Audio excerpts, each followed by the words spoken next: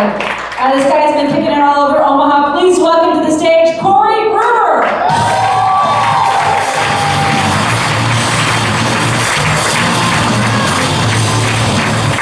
What's up, Omaha? How you doing? My name is Corey. Most people who know me would say that I'm a pretty goofy, laid-back guy. Unfortunately, most people who don't know me usually say I look like a borderline rapist version of Abraham Lincoln. Not very flattering. Honestly, on a day-to-day basis, I am told I look like Abraham Lincoln, which is interesting, because I had an epiphany the other day when I realized, oh my God, I live in Lincoln. I'm like a Lincoln within a Lincoln. I'm like Lincolnception, guys. I'm 2 Lincolns deep, but I figured, hell, if I've come this far, I might as well go deeper, right? So now I drive a Lincoln while looking like Lincoln.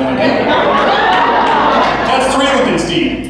But I wanted to go deeper still, so I drove my Lincoln down Lincoln Street while looking like Lincoln and Lincoln. And that, ladies and gentlemen, is how I got trapped in Lincoln Limbo. I was stuck down there for 4 years. It was awful. And yes, I had to shoot myself in the back of the head to get out of it. It was a nightmare situation.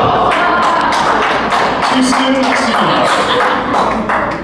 I do have a love for film, but sometimes it definitely intertwines into other aspects of my life, which can be weird sometimes. I remember back when they found the last Boston bombing suspect. I was at my parents' house and my dad saw the coverage on TV. And I remember him yelling into the other room. He's like, "Hey Corey, come check this out." I was like, "What's going on?" He's like, "I don't know, there's an Indian kid on TV hiding underneath a tarp on a boat."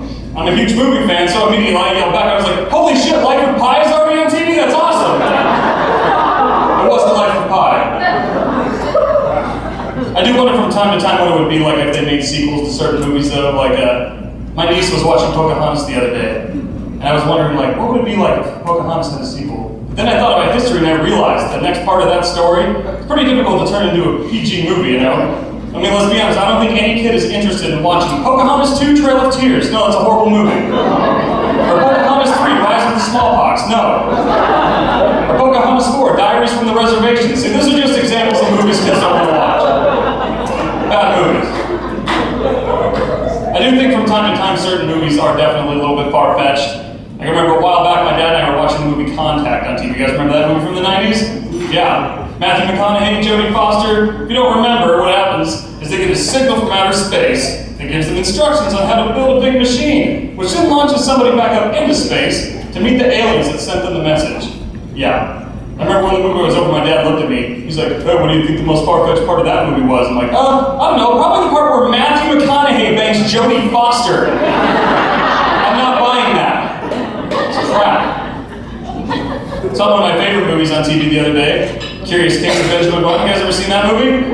Yeah. It's about a guy who ages in reverse. It's great. I really thought that movie was a masterpiece from beginning to end. I remember the first time I saw that at the beginning, I was like, oh my God. They did a great job making Brad Pitt look old. In the middle of the movie, I was like, oh my God, this is an amazing love story. And at the end of the movie, I was like, oh my God, that old lady totally used to bang that baby. That's weird. I don't know how they make you look past it, but they do. It's crazy. You guys, I often see things in movies that are so badass that I want to recreate them in my own life.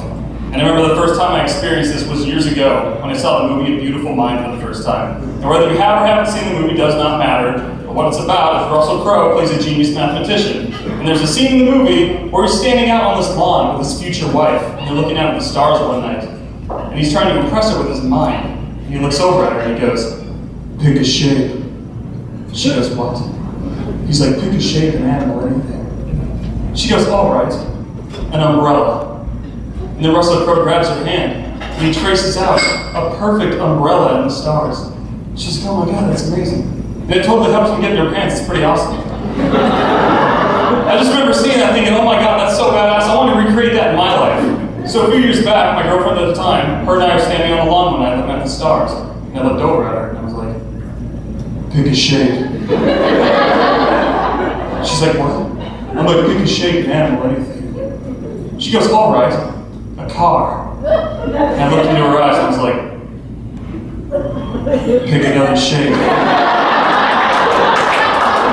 I almost forgot. Russell Crowe played a genius who won the Nobel Peace Prize, and Corey Brewer used to manage an Arby's. It's not the same